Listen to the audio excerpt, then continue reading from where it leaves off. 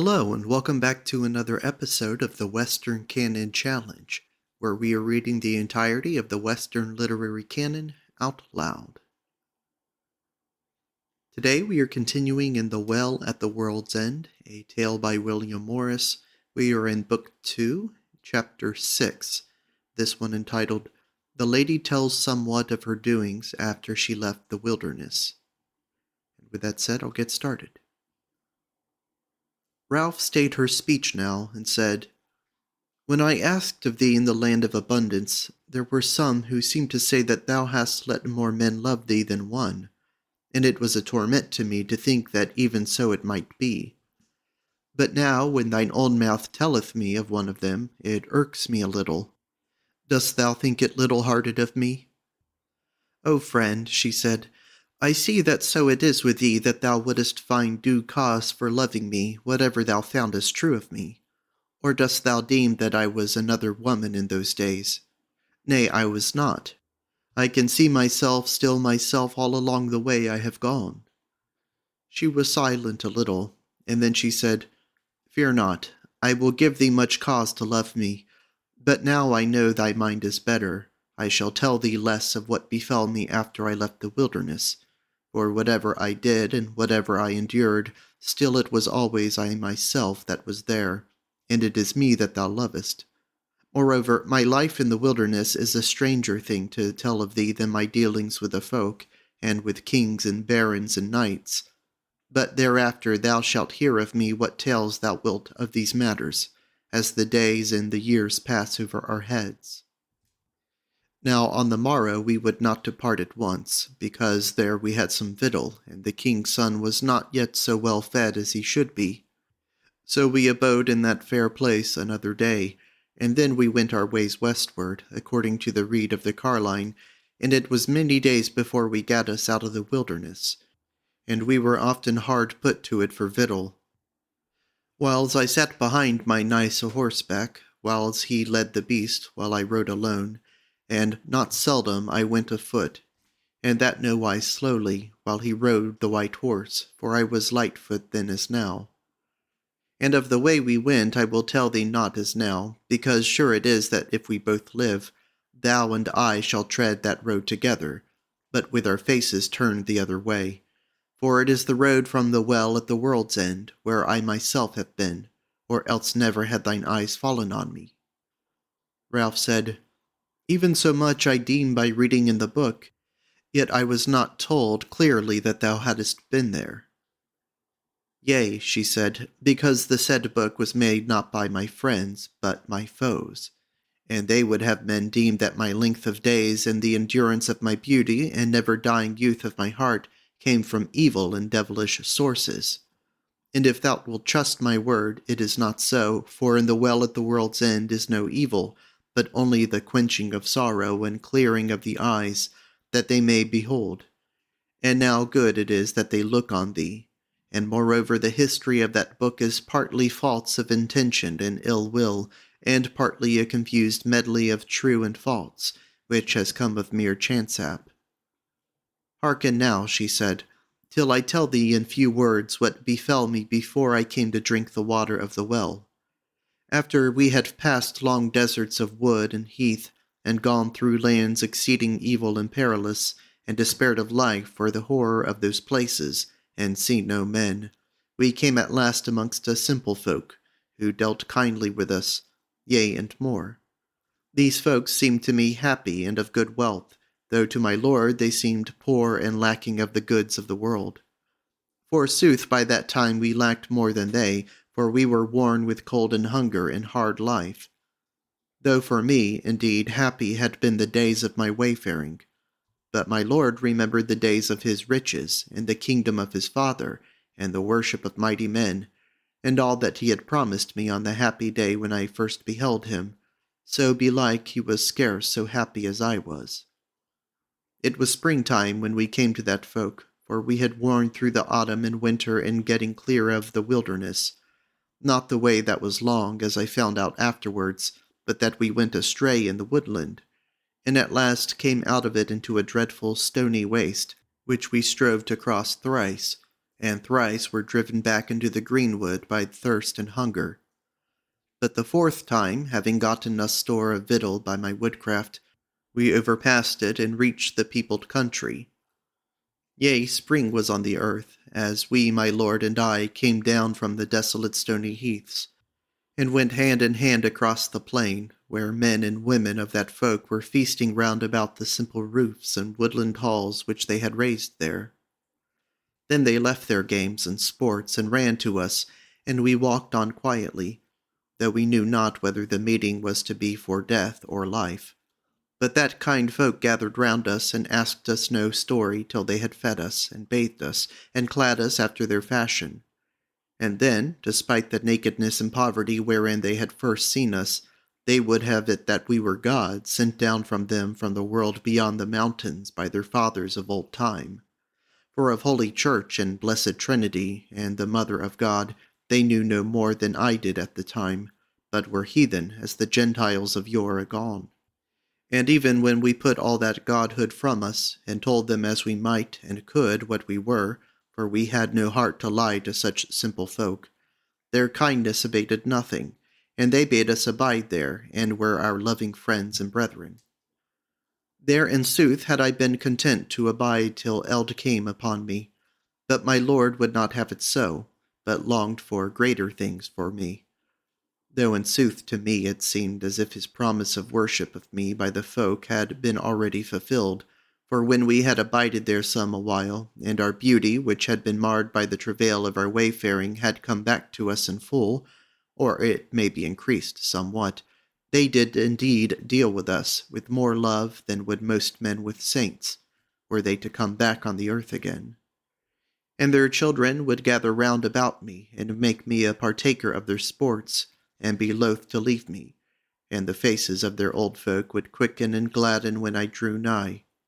And as for their young men, it seemed of them that they loved me on the very grounds that my feet trod on, though it grieved me that I could not pleasure some of them in such wise as they desired.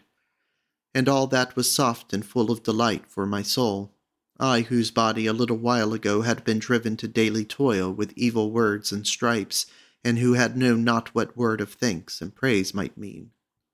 But so it must be that we should depart, and the kind folk showed us how sore their hearts were of our departure, but they gainsaid us in no wise, but rather furthered us all they might, and we went our ways from them riding on horned neat, for they knew not of horses, and driving one for a sumpter beast before us.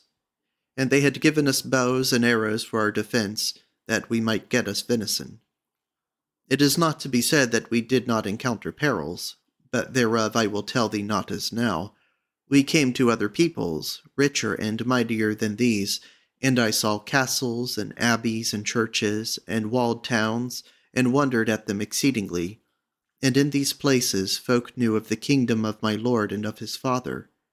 And whereas they were not of his foes, who lay for the most part on the other side of his land, and my lord could give sure tokens of what he was, we were himself treated with honor and worship, and my lord began to be himself again, and to bear him as a mighty man.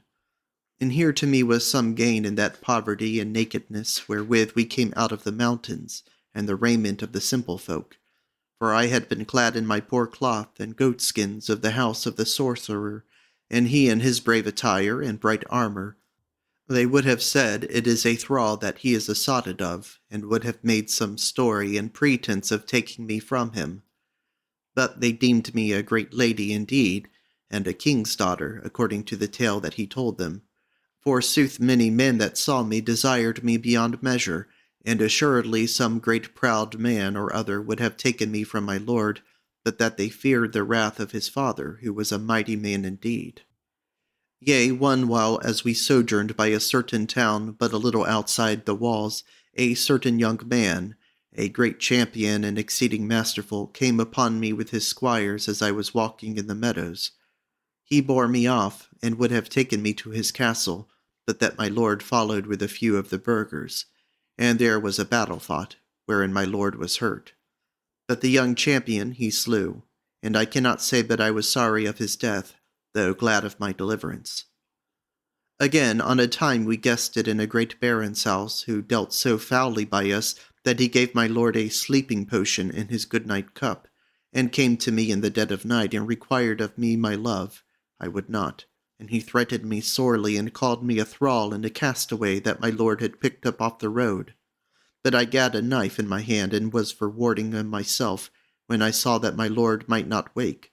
So the felon went away for that time.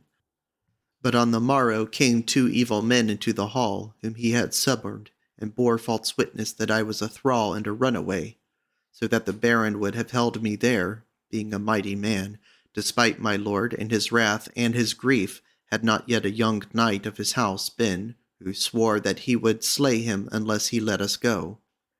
And whereas there were other knights and squires there present, who murmured, the baron was in a way compelled. So we departed, and divers of the said knights and squires went with us, to see us safe on the way. But this was nigh to the kingdom of my lord's father, and that felon baron I came across again, and he was ever after one of my worst foes. Moreover, that young champion who had first stood up in the hall rode with us still, when the others had turned back. And I soon saw of him that he found it hard to keep his eyes off me, and that also saw my lord, and it was a near thing that they did not draw sword thereover. Yet was that knight no evil man, but good and true, and I was exceedingly sorry for him, but I could not help him in the only way that he would take help of me. Lo you, my friend, the beginnings of evil in those long past days, and the seeds of ill haps sown in the field of my new life, even before the furrow was turned. Well, we came soon to my lord's country, and fair and rich and lovely was it in those days, free from trouble and unpeace, a happy abode for the tillers of the soil and the fashioners of wares. The tidings had gone to the great king that my lord was come back, and that he came to meet him with a great company of knights and barons, arrayed in the noblest fashion that such folk use. So that I was bewildered with their glory, and besought my lord to let me fall back out of the way, and perchance he might find me again. But he bade me ride on his right hand, for that I was half of his life and his soul, and that my friends were his friends, and my foes his foes. Then there came to me an inkling of the things that should befall, and I saw that the sweet and clean happiness of my new days was marred, and had grown into something else, and I began to know the pain of strife and the grief of confusion. That whereas I had not been bred delicately, but had endured woes and griefs from my youngest days, I was not abashed, but hardened my heart to face all things, even as my lord strove to harden his heart. For indeed I said to myself that if I was to him as the half of his life, he was to me little less than the whole of my life. It is as if it had befallen yesterday, my friend, that I call to mind how we stood beside our horses in the midst of the ring of great men, clad in gold and gleaming with steel, in the meadow without the gates, the peace and the lowly goodliness whereof, with its flocks and herds feeding, and husbandmen tending the earth and its increase, that great and noble array had changed so utterly. There we stood, and I knew that the eyes of all those lords and warriors were set upon me, wondering. But the love of my lord and the late learned knowledge of my beauty sustained me. Then the ring of men opened, and the king came forth towards us, a tall man and big of 55 winters, goodly of body, and like to my lord to look upon. He cast his arms about my lord, and kissed him, and embraced him, and then stood a little aloof from him, and said, Well, son, hast thou found it, the well at the world's end? Yea, said my lord, and therewith lifted my hand to his lips, and kissed it. And I looked the king in his face, and his eyes were turned to me, but it was as if he were looking through me at something behind me. Then he said, It is good, son. Come home now to thy mother and thy kindred. Then my lord turned to me, while the king took no heed, and no man in the ring of knights moved from his place, and he set me in the saddle, and turned about to mount. And there came a lord from the ring of men gloriously bedight, and he bowed lowly before my lord, and held his stirrup for him. But lightly he leapt up into the saddle, and took my reins, and led me along with him, so that he and the king and I went on together. And all the baronage and their folk shouted, and tossed sword and spear aloft, and followed after us. And we left the meadow quiet and simple again, and rode through the gate of the king's chief city, wherein was his high house and his castle, the dwelling place of his kindred from of old.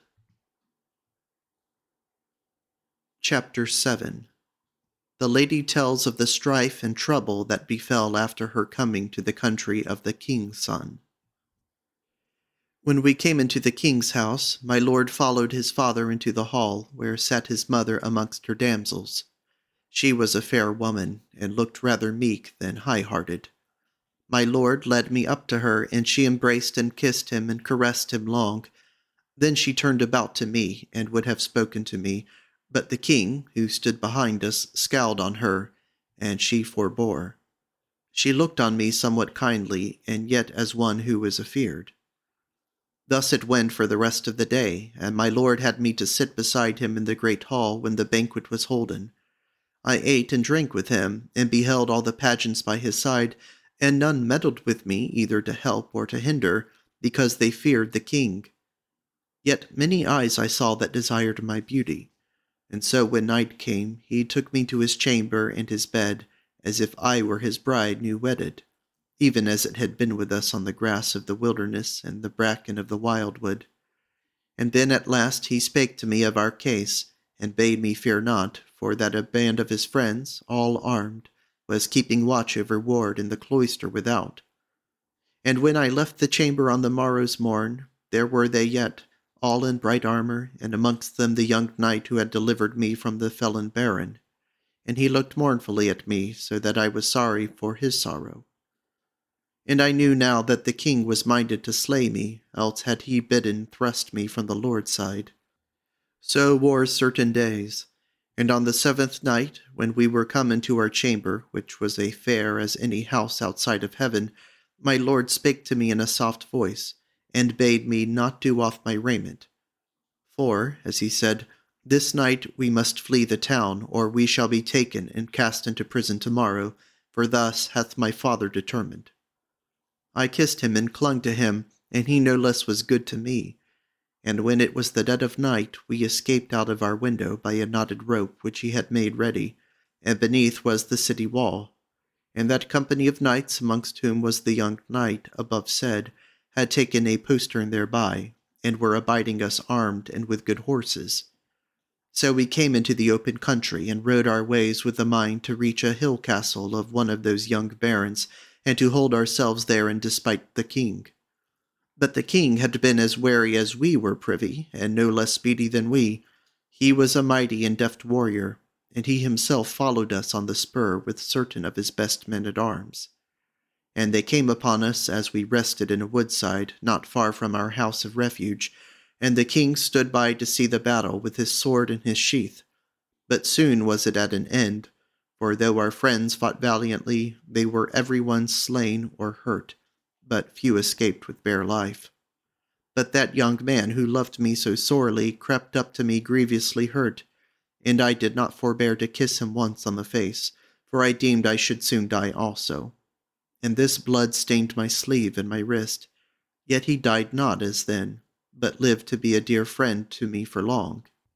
So we, my lord and I, were led back to the city, and he was held in ward, and I was cast into prison with chains and hunger and stripes.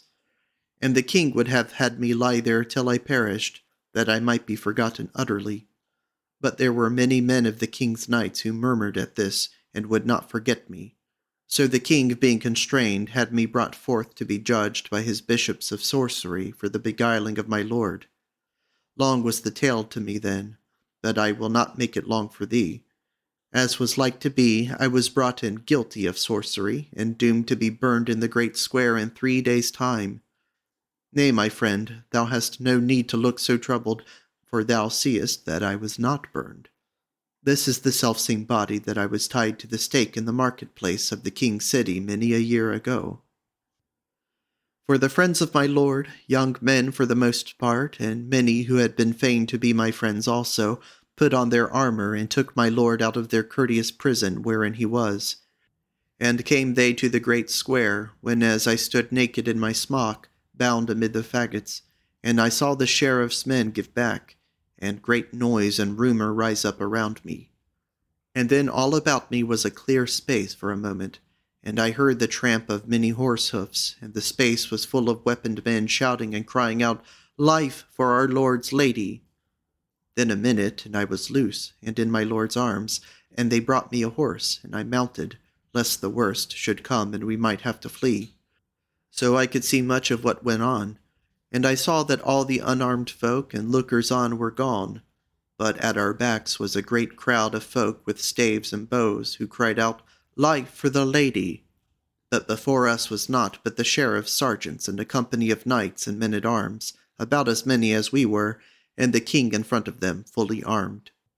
His face was hidden by his helm, and a royal surcoat was over his hauberk, beaten with his bearing, to wit, a silver tower on a blue sky bestarred with gold.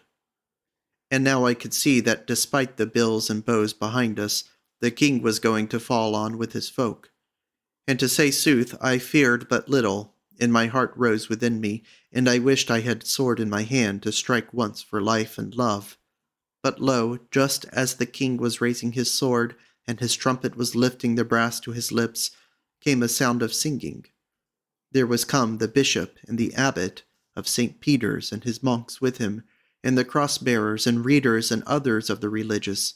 And the bishop bore in his hand the blessed host, as now I know it was, under a golden canopy.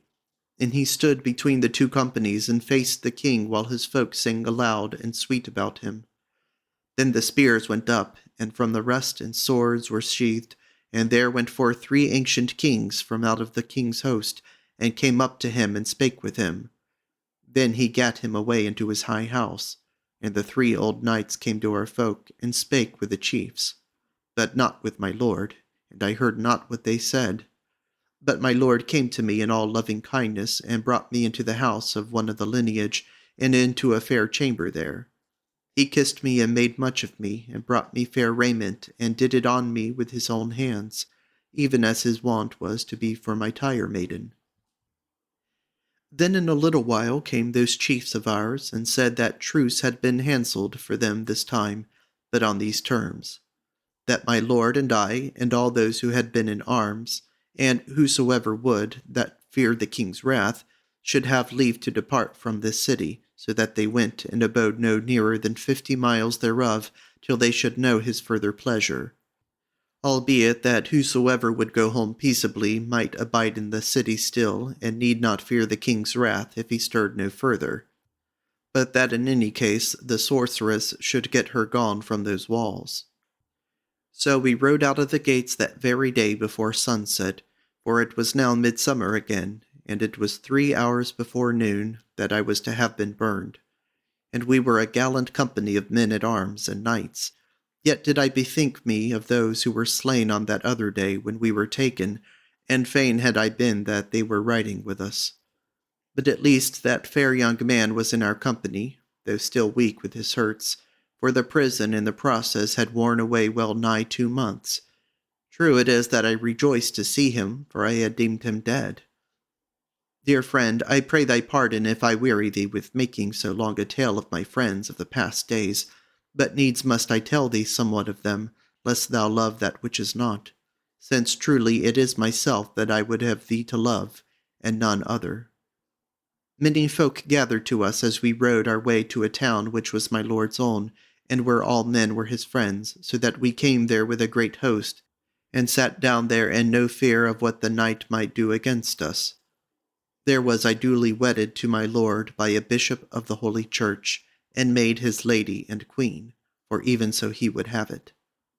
And now began the sore troubles of that land, which had been once so peaceful and happy, the tale whereof I may one day tell thee, or rather many tales of what befell me therein, but not now, for the day weareth, and I still have certain things that I must needs tell thee.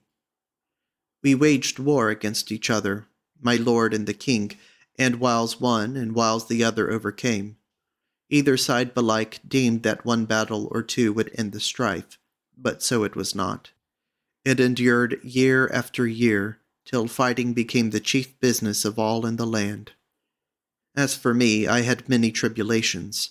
Thrice I fled from the stricken field with my lord to hide in some stronghold of the mountains.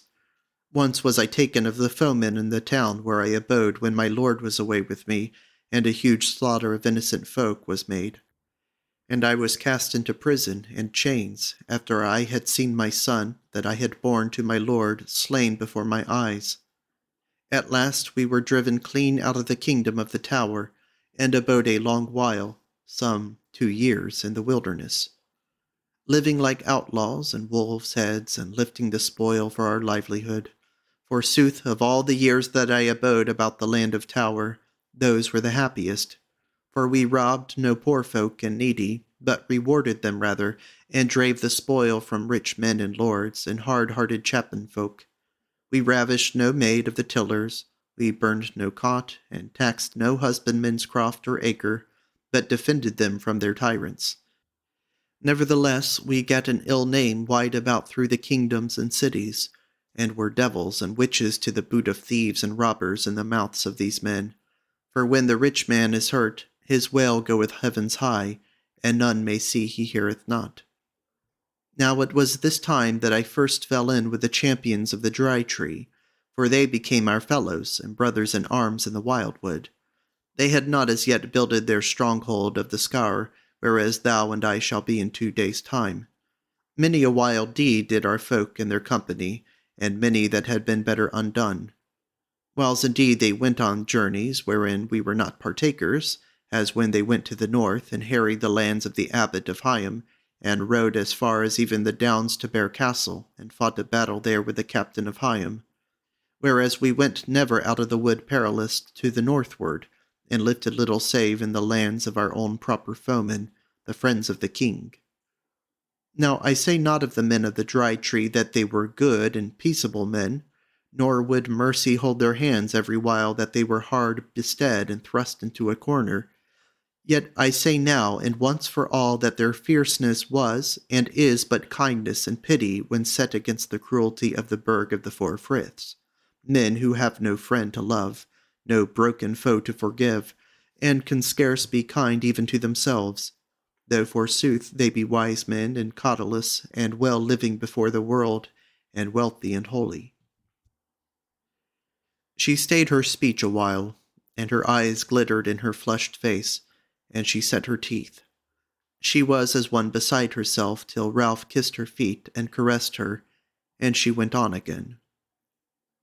Dear friend, when thou knowest what these men are and have been, thou wilt bless thy friend Roger for leading thee forth from the burg by night and cloud, whatever else may happen to thee.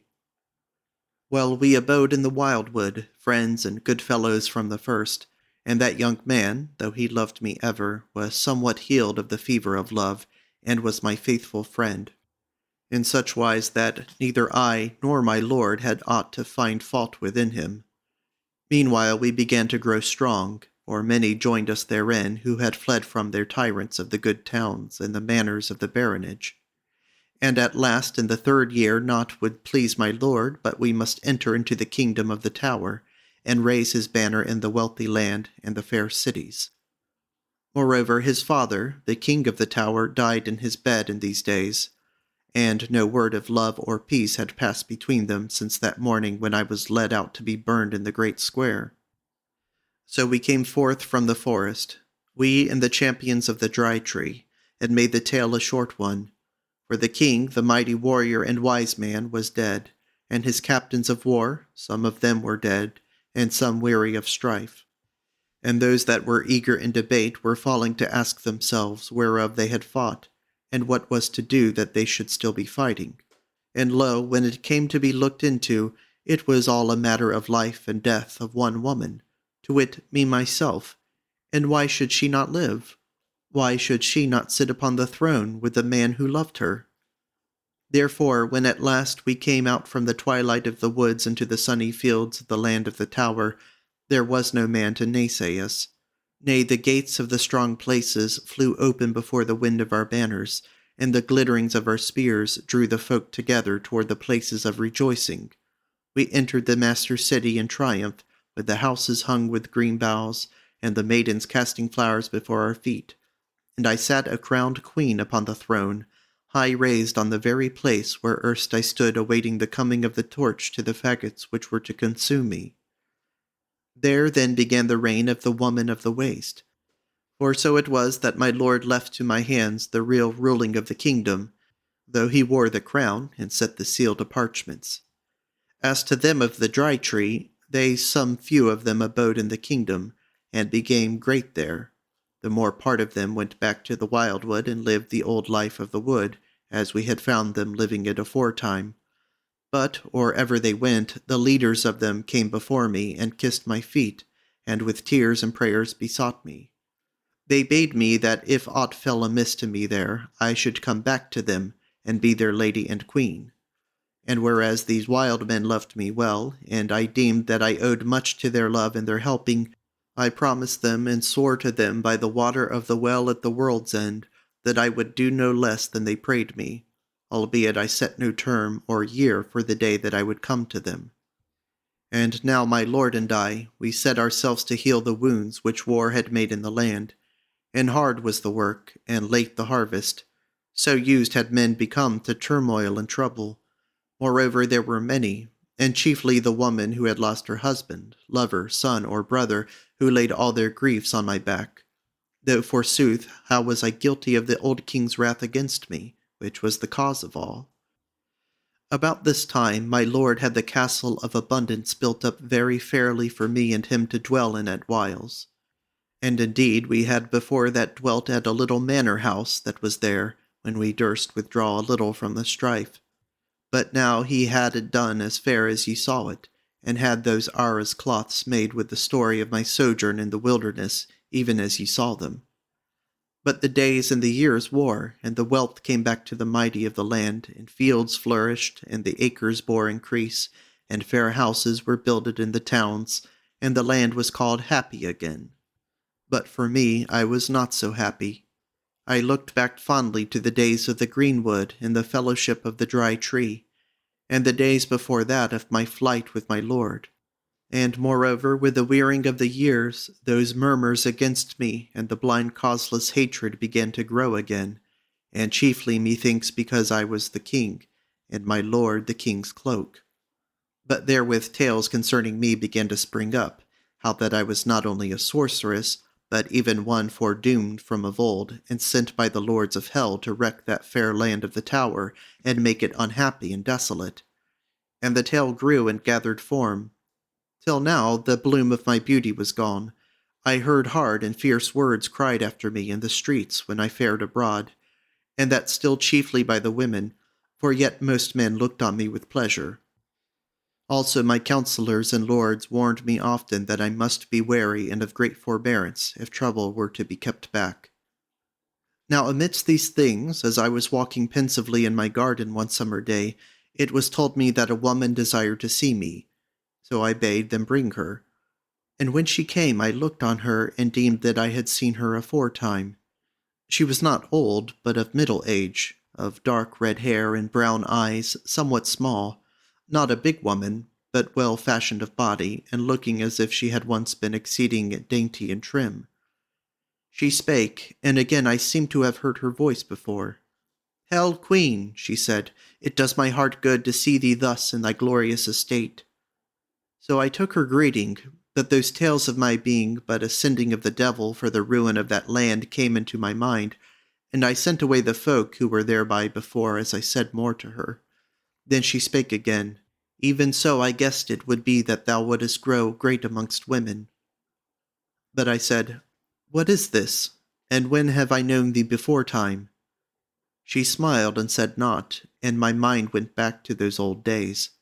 And I trembled, and the flesh crept upon my bones, lest this should be the coming back in a new shape of my mistress whom I had slain. But the woman laughed and said, as if she knew my thoughts, "Nay, it is not so. The dead are dead, fear not. But hast thou forgotten the Dale of Lore?" "Nay," said I, "never, and art thou then the carline that learned me lore?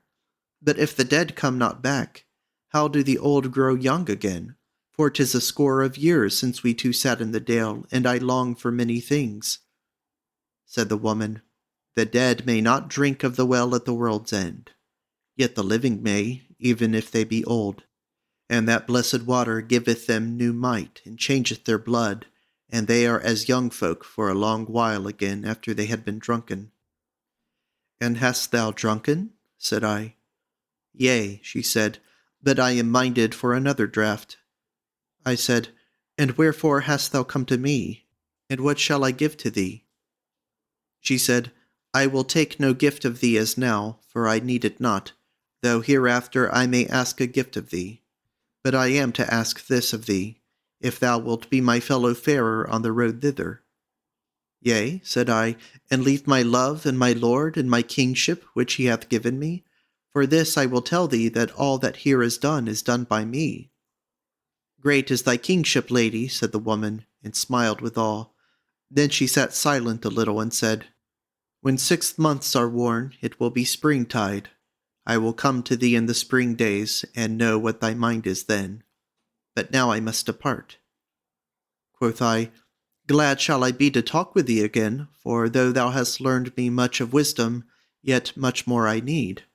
Yea, as much as the folk here deem I have already. Thou shalt have no less, said the woman. Then she kissed my hands and went her ways, and I sat musing still a long while. Because for all my gains, and my love that I had been loved withal, and the greatness that I had gotten, there was as it were a veil of unhappiness wrapped round about my heart. So wore the months, and ere the winter had come, befell an evil thing. For my lord who loved me so, and taken me out of the wilderness, died, and was gathered to the fathers. And there was I left alone, for there was no fruit of my womb by him alive. My firstborn had been slain by those wretches, and a second son that I bore had died of a pestilence that war and famine had brought upon the land. I will not wear thy soul with words about my grief and sorrow, but it is to be told that I sat now in a perilous place, and yet I might not step down from it and abide in that land, for then it was a sure thing that some of my foes would have laid hand on me, and brought me to judgment for being but myself, and I should have ended miserably. So I gat to me all the strength that I might, and whereas there were many who loved me still, some for my own sake, and some for the sake of my Lord that was, I endured in good hope that all my days were not done. Yet I longed for the coming of the teacher of lore, for now I made up my mind that I would go with her, and seek to the well at the world's end for weal and woe. She came while April was yet young, and I need make no long tale of how we gat us away. For whereas she was wise in hidden lore, it was no hard matter for her to give me another semblance than mine own, so that I might have walked about the streets of our city from end to end, and none had known me. So I vanished away from the throne and my kingdom, and that name and fame of a witch wife clove to me once and for all, and spread wide about the cities of folk and the kingdoms. And many are the tales that have arisen concerning me, and belike some of these thou hast heard told. Ralph reddened and said, My soul has been vexed by some inkling of them, but now it is at rest from them forever. May it be so, she said, and now my tale is wearing thin for the present time. Back again went my feet over the ways they had trodden before, though the teacher shortened the road much for us by her wisdom. Once again, what need to tell thee of these ways when thine own eyes shall behold them as thou wentest them beside me?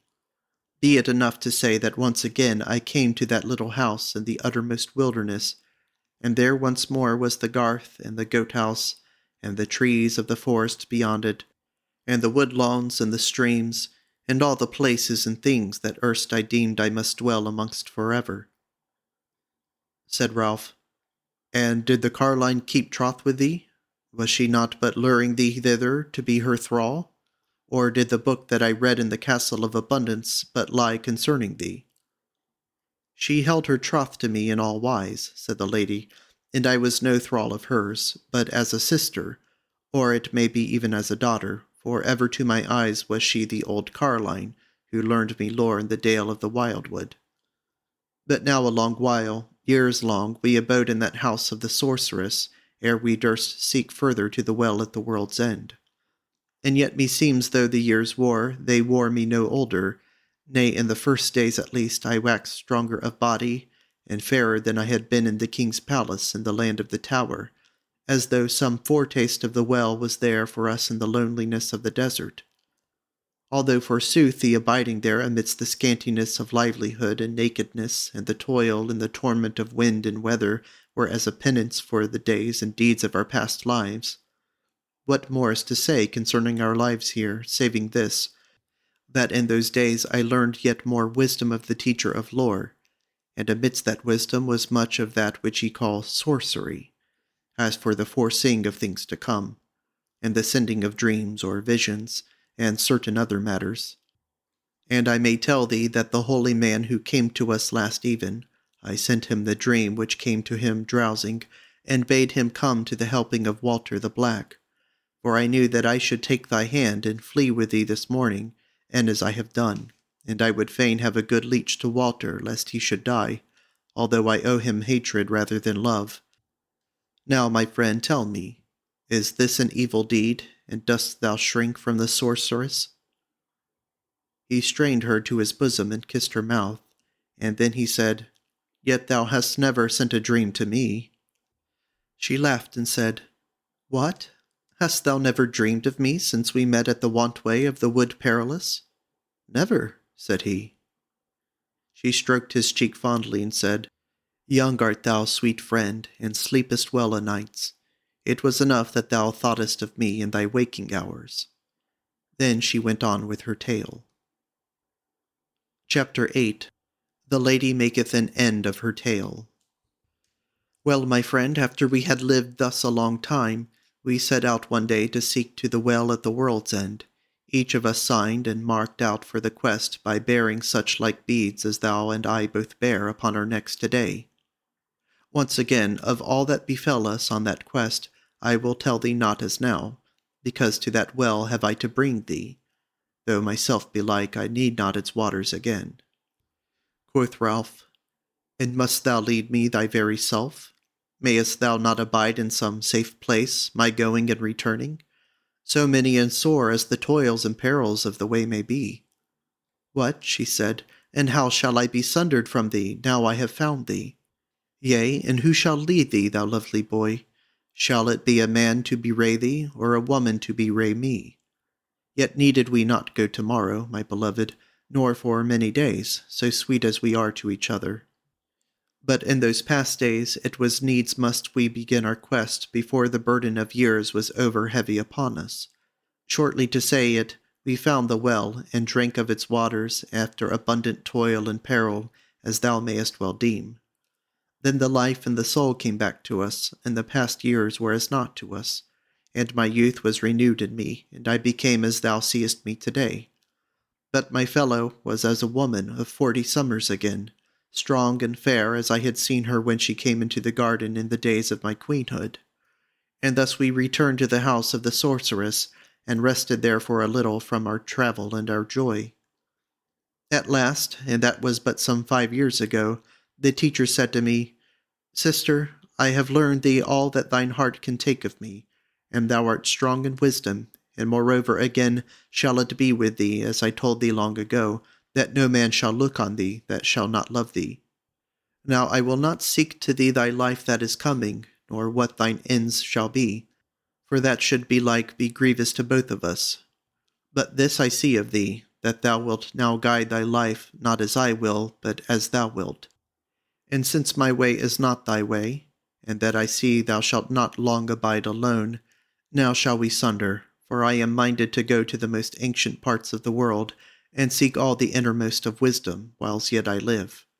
But with kings and champions and the cities of folk will I have no more to do, while thou shalt not be able to refrain from these. So now I bid thee farewell. I wept at her words, but gainsayed them not, for I wotted that she spake but the truth. So I kissed her, and we parted. She went her ways through the wildwood, and I abode at the house of the sorceress, and waited on the wearing of the days. But scarce a month after her departure, as I stood by the threshold one morning amidst of the goats, I saw men come riding from out the wood. So I abode them, and they came to the gate of the garth, and there lighted down from their horses, and they were 3 in company. And no one of them was young, and one was old, with white locks flowing down from under his helm. For they were all armed in knightly fashion, but they had naught but white gabardines over their hauberks, with no coat armor or token upon them. So they came through the garth gate, and I greeted them, and asked them what they would.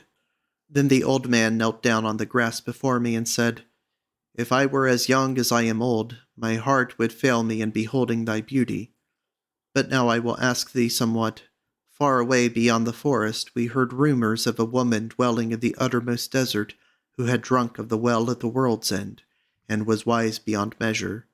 Now we have set ourselves to seek that woman, and if thou be she, we would asketh a question of thy wisdom.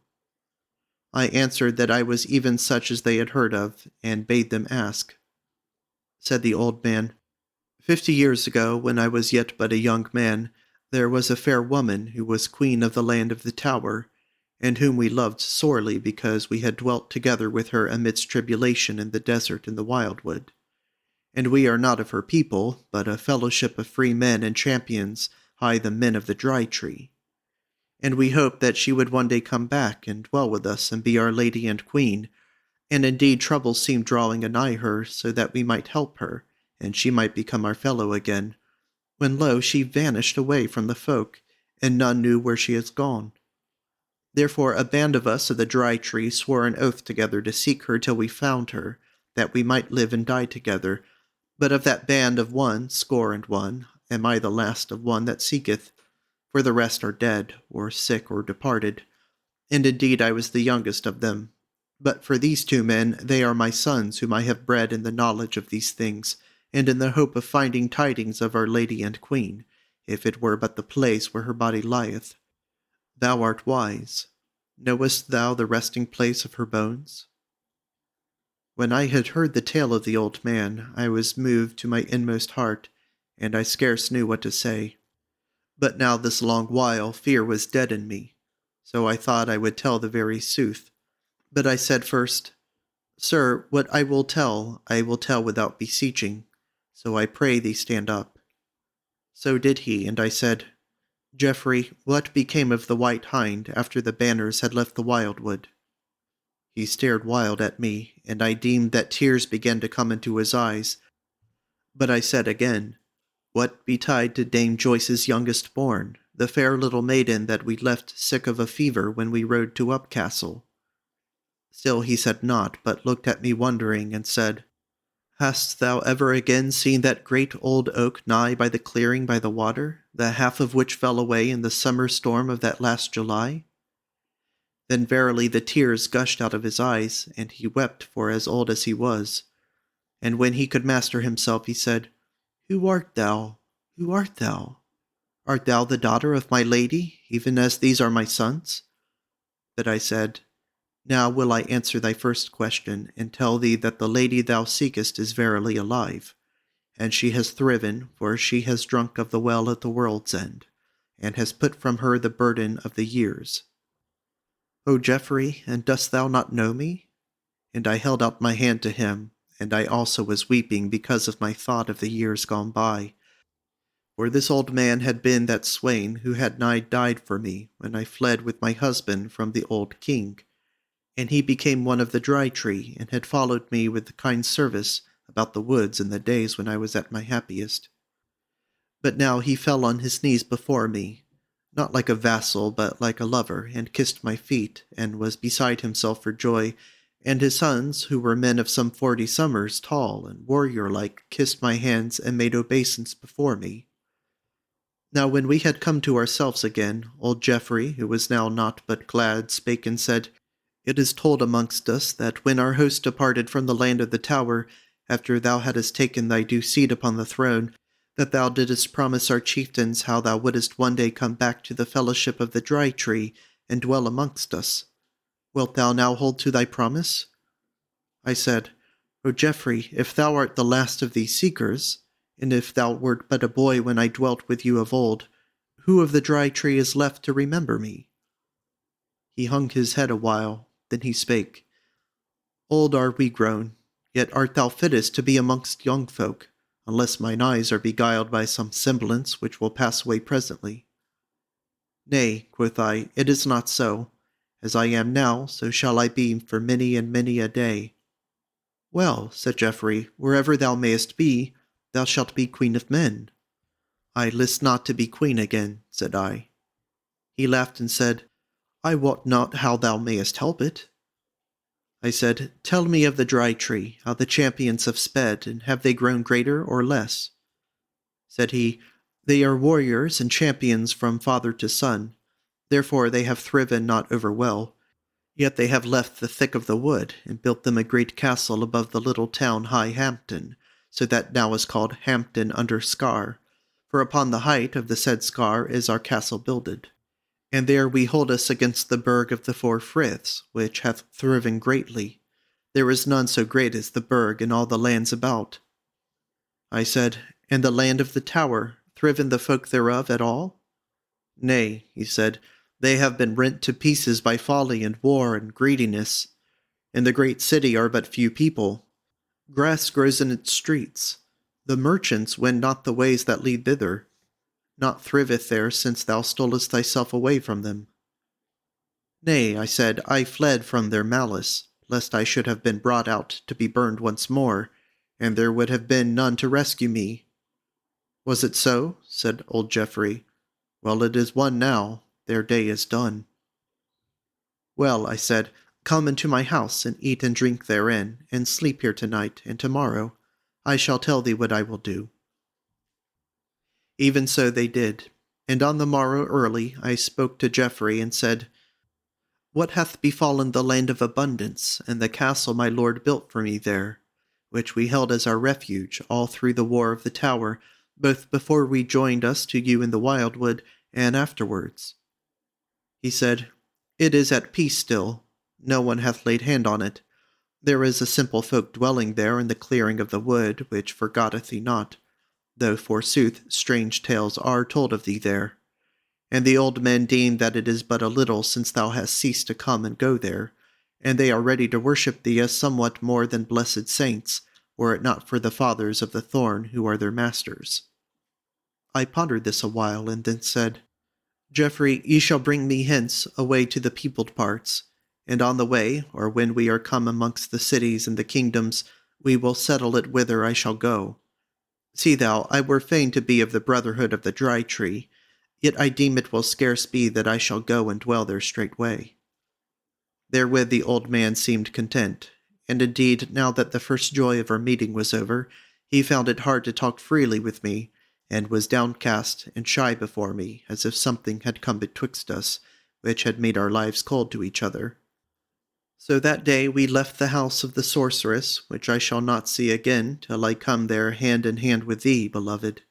When we came to the peopled parts, Geoffrey and his sons brought me to the land of abundance, and I found it all as he had said to me. And I took up my dwelling in the castle, and despised not those few folk of the land, but was kind to them. But though they praised my gifts, and honored me as the saints are honored, and though they loved me, yet it was with fear, so that I had little part with them. There I dwelt then, and the book which thou didst read there, part true and part false, and altogether of malice against me, I bought of a monk who came our way, and who at first was sore afeard when he found that he had come to my castle. As to the halling of the Chamber of Days, I have told thee before how my lord, the king's son, did do make it in memory of the wilderness wherein he found me, and the life of thraldom from which he brought me. There I dwelt nigh upon these days in peace and quiet. Not did I go to the Dry Tree for a long while, though many of them sought to me there at the Castle of Abundance. And woe worth the while, there was oftenest but one end to their guesting, that of all gifts. They besought me but of one, which, alack, I might not give them, and that is the love that I had given to thee, beloved. And, oh, my fear that it will weigh too light with thee, to win me pardon of thee for all that thou must needs pardon me, ere thou canst give me all thy love that I long for so sorely. Chapter 9. They go on their way once more. Look now, she said, I have held thee so long in talk that the afternoon is waning. Now is it time for us to be on the way again. Not because I misdoubt me of thy foeman, but because I would take thee to a fairer dwelling of the desert, and one where I have erst abided. And moreover, there shalt thou not altogether die of hunger. See, is it not as if I had thought to meet thee here? Yea, in good sooth, said he, I wot that thou canst see the story of things before they fall. She laughed and said, But all this that thou hast befallen since I set out to meet thee at the castle of abundance, I foresaw not, any more than I can foresee tomorrow. Only I knew that we must needs pass by the place whereto I shall now lead thee, and I made provision there. Lo, now the marvel's slain, and in such wise shall peril the other marvels which have been told of me, yet not all. Come now, let us to the way. So they joined hands and left the pleasant place, and were again going speedily amidst the close pine woods a while, when it was smooth under foot, and silent of noises withal. Now Ralph said, Beloved, thou hast told me of many things, but not concerning how thou camest to be wedded to the Knight of the Sun, and of thy dealings with him. Said she, reddening withal, I will tell thee no more than this, unless thou compel me, that he would have me wed, as it were against my will, till I cease striving against him. And I went with him to Sunway, which is no great way from the Castle of Abundance, and there befell that treason of Walter the Black, who loved me and prayed for my love. And when I gainsaid him, he swore by all that was holy before my lord that it was I who sought his love, and how I had told and taught him the ways of witchcraft, whereby we might fulfill our love, so that the baron should keep a wife for another man. And the Knight of the Sun, whose heart had been filled with many tales of my wisdom, true and false, believed his friend whom he loved, and still believeth him, though he burneth for the love of me now. Whereas in those first days of the treason he burned with love turned to hatred. So of this came that shaming and casting forth of me. Whereof I will tell thee but this, that the brother of my lord, even the tall champion whom thou hast seen, came upon me presently when I was cast forth. Whereof I tell thee but this, that the brother of my lord, even the tall champion whom thou hast seen, came upon me presently when I was cast forth, because he was coming to see the Knight of the Sun at his home. And he loved me, but not after the fashion of his brother. Yea, but was kind and mild with me. So then I went with him to Hampton and the Dry Tree, and great joy made the folk thereof of my coming, whereas they remember their asking of aforetime that I would come to be their queen over them, and there have I dwelt ever since betwixt Hampton and the Castle of Abundance, and that tall champion has been ever as a brother unto me. Said Ralph, Art thou the queen there? Yea, she said, in a fashion. Yet have they another who is mightier than I, and might, if she durst, hang me over the battlements of the Scar, for she is a fierce and hard woman, and now no longer young in years. Is it not so, then, said Ralph, that some of the ill deeds that are told of thee are of her doing? It is even so, she said, and whiles when she has spoken the word, I may not be against her openly, therefore I use my wisdom which I have learned, to set free luckless wise from her anger and malice. More by token the last time I did thus was the very night of day we parted, after thou had escaped from the burg. In what wise was that? Said Ralph. She said, When I rode away from thee on that happy day of my deliverance by thee, my heart laughed for joy of the life that thou hast given me, and of thee the giver, and I swore to myself that I would set free the first captive or death-doomed creature that I came across, in honor of my pleasure and delight. Now speedily I came to Hampton under the Scar, for it is not very far from the wantways of the wood, and there I heard how 4 of our folk had been led away by the men of the burg. Therefore it was clear to me that I must set these men free if I could. Besides, it pleased me to think that I could walk about the streets of the foemen safely, who had been but just led thitherward to the slaughter. Thou knowest how I sped therein. But when I came back again to our people, after thou hadst ridden away from us with Roger, I heard these tidings, that there was one new come into our prison, a woman to wit, who had been haled before our old queen for a spy and doomed by her, and should be taken forth and slain, belike in a day or two. So I said to myself that I was not free of my vow as yet, because those friends of mine, I should in any case have done my best to deliver them. Therefore I deemed my oath bound me to set that woman free. So in the night-tide, when all was quiet, I went to the prison and brought her forth, and led her past all the gates and wards, which was an easy thing to me, so much as I had learned, and came with her into the fields betwixt the thorp of Hampton and the wood, when it was more daylight than dawn, so that I could see her clearly. And no word as yet we had spoken to each other. But then she said to me, Am I to be slain here, or led to a crueler prison? And I said, Neither one thing nor the other, for lo, I have set thee free, and I shall look to it that there shall be no pursuit of thee till thou hast had time to get it clear away. But she said, What thanks would thou have for this? Wheretofore hast thou done it? And I said, It is because of the gladness I have gotten. Said she, And would that I might get gladness. So I asked her what was amiss now that she was free. She said, I have lost one thing that I loved, and found another, and lost it also. So I said, Mightest thou not seek for the lost? She said, It is in this wood, but when I shall find it, I shall not have it. It is love that thou art seeking, said I. In what semblance is he? What wilt thou, my friend? Straightway she fell to making a picture of thee in words, so that I knew that she had met thee, and belike after I had departed from thee, and my heart was sore thereat, that now I will tell thee the very truth, that she was a young woman, and exceeding fair, as if she were of pearl all over, and as sweet as eglantine. And I feared her lest she should meet thee again in these wild woods. So I asked her what would she, and she said that she had a mind to seek to the well at the world's end, which quencheth all sorrow. And I rejoiced thereat, thinking that she would be far away from thee, not thinking that thou and I must even meet to seek to it also. So I gave her the chaplet which my witch mistress took from the dead woman's neck, and went with her into the wildwood, and taught her wisdom of the way, and what she was to do. And again I say to thee that she was so sweet, and yet with a kind of pity in her both of soul and body, and wise withal and quiet, that I feared her, though I loved her. Yea, and still do. For I deem her better than me, and meeter for thee and thy love than I be. Dost thou know her? Yea, said Ralph, and fair and lovely she is in sooth, yet hast thou naught to do to fear her. And true it is that I saw her, and spake with her after thou hadst ridden away, for she came by the want-ways of the Wood Perilous in the dawn of the day after I had delivered thee.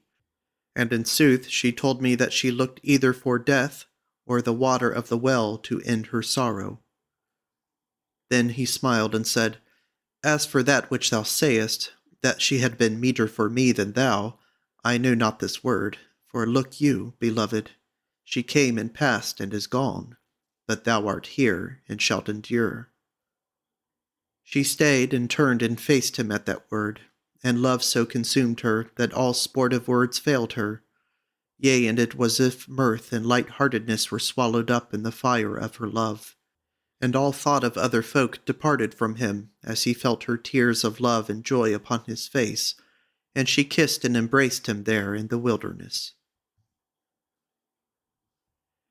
This is the end of chapters 6 through 9 of Book 2 of The Well at the World's End, a tale by William Morris.